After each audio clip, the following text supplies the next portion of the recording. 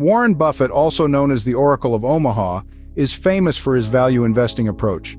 He seeks undervalued companies with strong fundamentals and long-term growth potential. Top tips from Warren Buffett.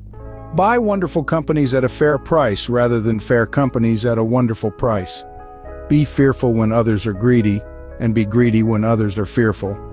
Our favorite holding period is forever. Charlie Munger is Warren Buffett's longtime business partner and vice chairman of Berkshire Hathaway.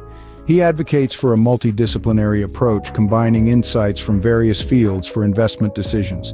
Top tips from him are: spend each day trying to be a little wiser than you were when you woke up. Invert. Always invert. Turn a situation or problem upside down. Look at it backward. Avoid the extreme ends of anything. Ray Dalio, founder of Bridgewater Associates, one of the world's largest hedge funds.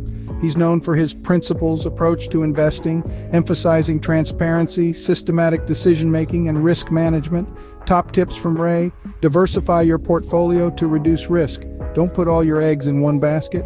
Understand your own biases and emotions. Emotional decisions can lead to poor investment choices.